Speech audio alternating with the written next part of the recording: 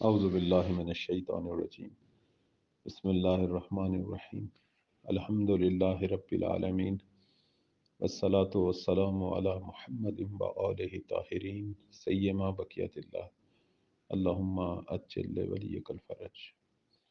اس سے پہلے کہ میں کتاب شریف لقاء اللہ سے مزید کچھ مطالب آپ کی خدمت میں بیان کروں، اس سے پہلے تھوڑی سی وضاحت جو ہے وہ کروں گا۔ کچھ لوگ یہ سمجھتے تھے کہ یہ جو درس سیر و سلوک ہے، اس میں کوئی لمبے لمبے مراقبے، اذکار، ورد اور جو انفرادی عبادتیں ہیں پاکیزگی کی وہ بیان کروں گا۔ نہیں میرے عزیزان، اسلام کے اندر جہاں انفرادی عبادتیں ہیں وہاں اجتماعی ہماری عبادتیں بھی ہیں، اور اسلام بیشتر جو ہے وہ دین اجتماعیت ہے۔ اسلام کے اندر رہبانیت یا یہ صوفیت کی نفی ہے۔ ہمارا سیر و سلوک یا اللہ کی قربت اور معرفت میں سفر سے مراد جو ہے وہ بیشتر توحید کو سمجھنا ہے اور اس کے آثار اور فیض اپنے وجود، اپنے دل و دماغ، اپنی روح پر لینے ہیں۔ ہم نے صوفیت کو اختیار نہیں کرنا، خانقاہی نظام جس میں انفرادیت ہے اس کو اختیار نہیں کرنا۔ ہم اہل مسجد ہیں، ہم اہل اجتماع ہیں۔ پروردگار نے اسلام کو دین اجتماع قرار دیا ہے۔ مسلمان کی جو زندگی ہے، چاہے وہ عبادتی زندگی کیوں نہ ہو، اس کے اندر اجتماعی عبادات کو زیادہ اہمیت ہے۔ جیسے آپ دیکھیں نمازوں میں نماز جماعت کو زیادہ اہمیت ہے۔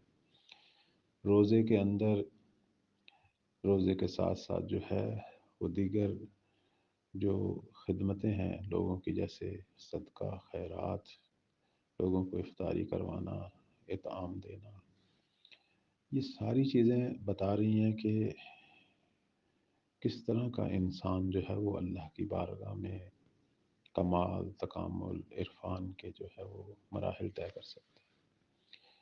ہم نے اس سے پہلے چونکہ توحید پر کافی دروس دیے اور اس کے بعد یہ کتاب جو ہے وہ لقاء اللہ، اس کے جو دروس جو ہیں وہ شروع ہو رہے ہیں۔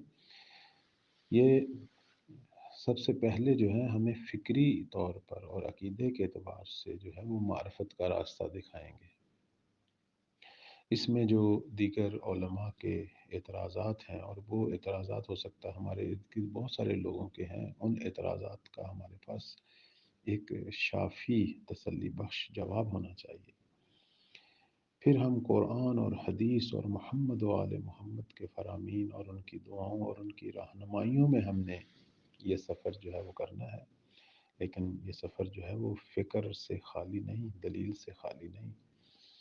تو لہٰذا جب تک ہم کسی چیز پر فکری اور عقیدے کے اعتبار سے قانع نہیں ہوں گے، اس کو تسلیم نہیں کریں گے، عملی اعتبار سے بھی کوئی پیش رفت جو ہے وہ ہمارے اندر نہیں ہوگی، اور نہ اس کے آثار ہمارے وجود میں، نہ اس کی نورانیت ہمارے وجود میں نظر آئے گی۔ چونکہ یہ ایک خطرناک مرحلہ ہے۔ عام طور پر ان معاملات میں شیاطین اور بالخصوص ابلیس بھی مداخلت کرتا ہے، اور وہ لوگوں کے اس سیر و سلوک کو اس طرف لے جاتا ہے جس طرح وہ خود چاہتا ہے، اور لوگ جو ہیں وہ رحبانیت کی طرف، انفرادیت کی طرف جو ہے وہ بیشتر مائل ہو جاتے ہیں، اور ایسے لوگ جو ہیں ان سے ہمارے ائمہ نے جو ہے وہ منع کیا ہے، اور ان سے جو ہے وہ بیزاری کا اظہار کیا ہے۔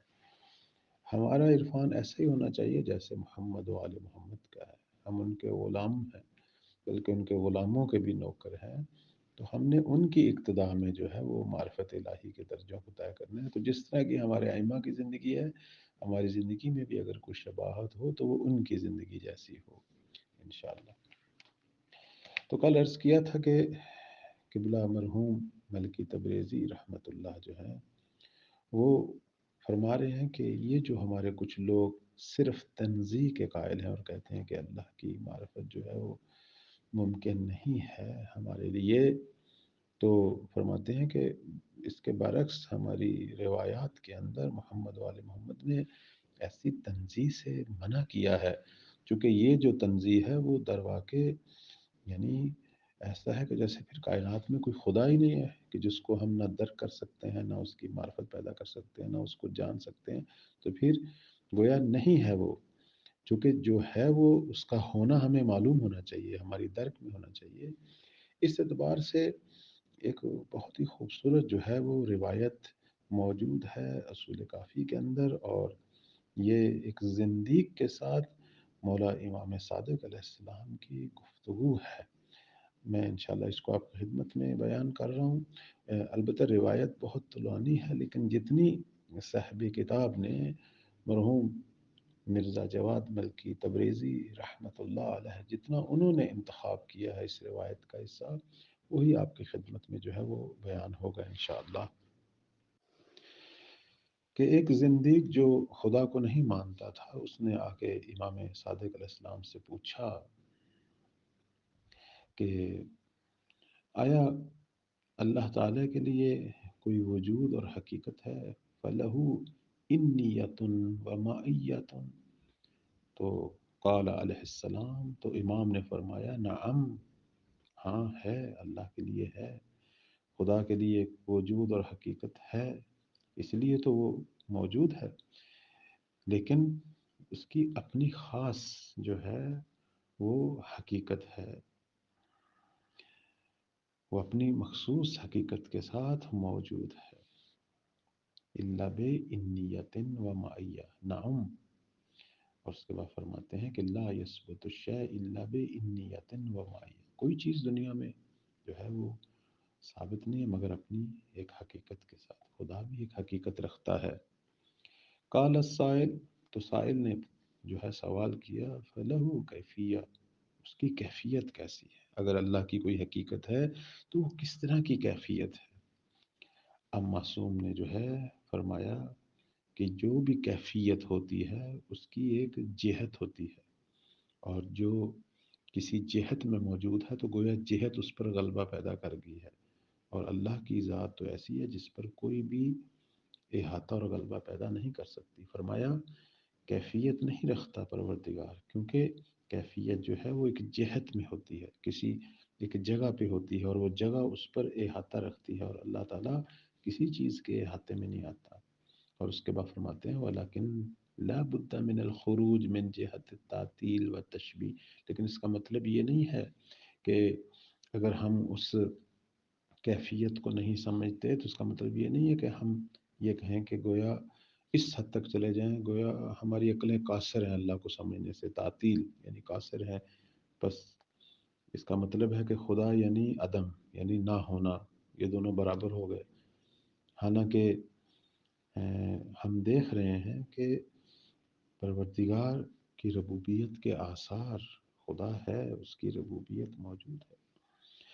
بس فرماتے ہیں کہ اس کا مطلب یہ نہیں ہے کہ ہماری عقل جو ہے وہ تعطیل ہو جائے، اور نہ اس کا مطلب ہے کہ ہم اسے تشبیہ دیں، کیونکہ اگر ہم جو ہے وہ اللہ کی ہر چیز کی نفی کرنے بیٹھ جائیں تو پھر خدا کا انکار ہو جائے گا. اور اللہ کا جو جنبہ ربوبیت ہے کہ اس وقت تمام کائنات اس کے تحت ربوبیت ہے، گویا ہم نے اس کا انکار کر دیا اور اس کے وجود کو گویا باطل شمار کر دیا. اور نہ ہم اسے کسی غیر سے تشبیہ دے سکتے ہیں. کیفیت سے مراد اگر ہم اسے کسی چیز سے تشبیہ دیں تو پھر گویا ایک ایسی چیز سے تشبیہ دی کہ جو اللہ کی مخلوقات کے ساتھ خاص ہے، جو خود خدا کے اپنے ہاتھوں سے بنائی ہوئی ہے. اور یہ کیسے ہو سکتا ہے کہ خدا کی اپنی بنائی ہوئی چیز جو ہے وہ ربوبیت کے مقام پر ہو؟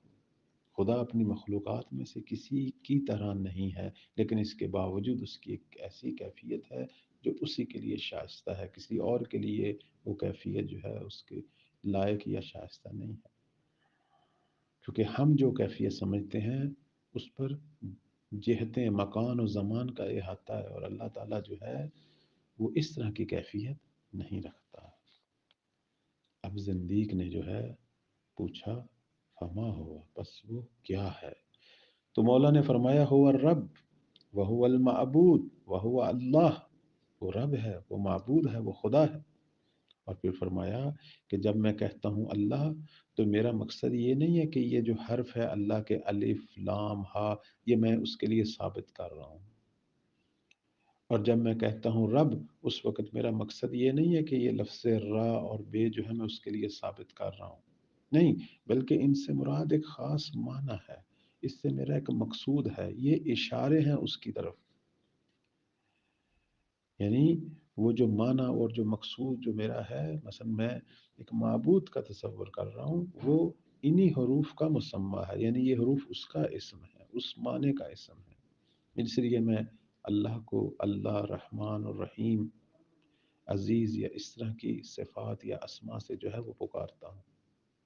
اب یہاں سوال کرنے والے نے کہا وہ جو چیز ہمارے ذہن میں آتی ہے، تصور میں آتی ہے، وہ جو ہمارے وہم میں آتی ہے، وہ تو مخلوقات ہیں، مخلوق کے علاوہ تو کوئی چیز ہمارے خیالوں میں اور تصورات میں نہیں آتی۔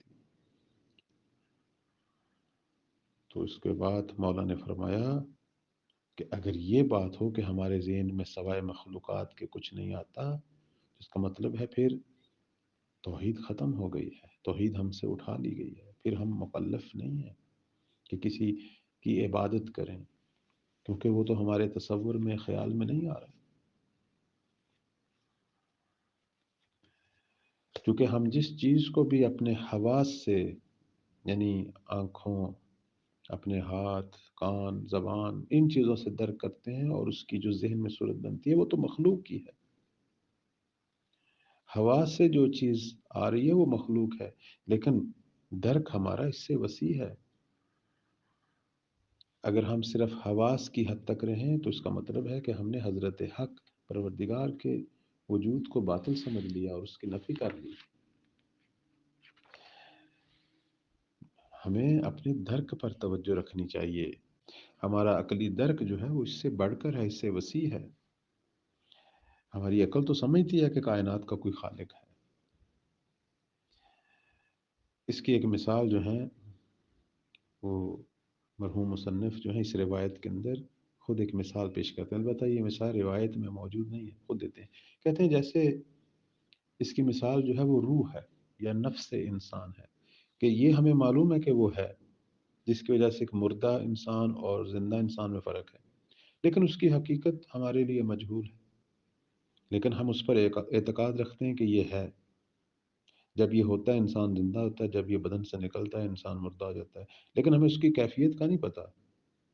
بس پروردگار کی جب ایک مخلوق یہ مقام رکھتی ہے کہ ہم اس کے وجود پر یقین رکھتے ہیں لیکن اس کی کیفیت کو نہیں جانتے، تو پروردگار تو اس سے بڑھ کر ہے۔ اس طرح فرماتے ہیں کہ بہت ساری ہمارے پاس دعائیں ایسی ہیں، یعنی دوائیاں کہ جن کو ہم استعمال کرتے ہیں ان کی خاصیتوں کو بھی ہم جانتے ہیں، لیکن ہمیں ان کی حقیقت کا نہیں پتہ ہوتا اور ہم اس پر مطمئن بھی ہوتے ہیں۔ پھر فرماتے ہیں پس انسان کو نہیں چاہیے کہ جہاں تنزیہ ہو وہاں وہ نفی کر دے ہر چیز کی، کہ چونکہ پروردگار کی ذات منزہ ہے تو پس معرفت ہو ہی نہیں سکتی، ہر قسم کا درک ہو ہی نہیں سکتا، ہر قسم کی تصور ہو ہی نہیں سکتا، ہر قسم کی آشنائی ہو نہیں سکتی۔ فرماتے ہیں اس طرح کی تنزیہ یہ اللہ کے وجود کو باطل کرنا ہے۔ آپ یہ کہیں کہ وہ معانی جو پروردگار کے مقام کے لائق ہیں وہ نہیں ہو سکتے، لیکن جو اس کے لائق ہیں اس کی ذات کے وہ تو ہو سکتے ہیں۔ درست ہے ہم اپنے حواس خمسہ سے جو کچھ سمجھتے ہیں وہ اللہ کے لائق نہیں ہے۔ ٹھیک ہے خدا آنکھوں سے نہیں دیکھا جا سکتا، کانوں سے نہیں سنا جا سکتا، لیکن ہمارے دل و روح کی آنکھ تو اسے دیکھ سکتی ہے، اسے سن سکتی ہے، اس سے ہم کلام ہو سکتی ہے، اور یہ وہی چیز ہے جو محمد و آل محمد کے فرامین میں ہے، کہ جیسا کہ مولا نے فرمایا میں دل کی آنکھوں سے اپنے رب کو دیکھتا ہوں۔ ہاں یہ بھی ٹھیک ہے کہ انسان اپنے دل و روح کی آنکھ سے اللہ کی کنہ معرفت، تمام معرفت کو پیدا نہیں کر سکتا، لیکن معرفت بالوجہ جو کہ روایات میں ہے وہ تو پیدا کر سکتے ہیں۔ اگر وہ بھی پیدا نہ ہو تو پھر نبیوں اور عام لوگوں میں کیا فرق رہ جائے گا، ائمہ اور عام لوگوں میں کیا فرق رہ جائے گا۔ اس کے بعد فرماتے ہیں اگر انسان تھوڑی سی بھی بصیرت رکھے تو یہی وہ لوگ جو نفی کرتے ہیں کہ اللہ کی معرفت حتی بالوجہ بھی نہیں ہو سکتی، تو ان سے میں پوچھتا ہوں تو پھر تو کیوں خدا کو پکارتا ہے؟ اور جب پکارتا ہے تو وہ جو پکار ہے تو کچھ نہ کچھ اللہ کی معرفت رکھ رہا ہے، وہ پکار رہا ہے۔ یہ کیسے ہو سکتا ہے کہ ایک انسان خالص تنزیہ کا قائل ہو اور پھر وہ اللہ کو مختلف نام دے اور اس کی مختلف صفات کا ذکر کرے اور اس کی بارگاہ میں ہاتھ بڑھائے، دعائیں مانگے؟ یہ جو تو کسی کی بارگاہ میں ہاتھ بڑھا رہا ہے، دعائیں مانگ رہا ہے، تو کچھ نہ کچھ تو جانتا ہے نا اس کے بارے میں، بس اجمالی معرفت تو بھی رکھتا ہے۔ اور یہاں سے پھر مصنف جو ہیں وہ گفتگو کو آگے بڑھاتے ہیں، انشاءاللہ ہم بھی اس سلسلے کو آگے بڑھائیں گے۔ اور یہاں کافی ہم نے چیزیں جو ہیں وہ اس روایت شریفہ سے جو اصول کافی میں نقل ہوئی اس سے بھی کچھ نکات لے لیے۔ انشاءاللہ اپنی عقلی اور فکری معرفت کے کچھ مراحل طے کریں تو انشاءاللہ اس کے آثار اپنے وجود پہ اپنی زندگی کو خود بخود منقلب ہوتا دیکھیں گے اور صحیح سمت میں اپنے آپ کو قرار پاتا دیکھیں گے انشاءاللہ۔ اللہ تعالیٰ ہمیں توفیق دے سیر و سلوک کے اس سفر میں، وہ ہمارا رہنما ہو اور محمد و آل محمد کے فرامین کی روشنی میں آگے چلیں اور ہر قسم کے شیطانی ہتھ کنڈے اور اس کے گمراہی والے جال سے محفوظ رہیں۔ والسلام علیکم ورحمۃ اللہ۔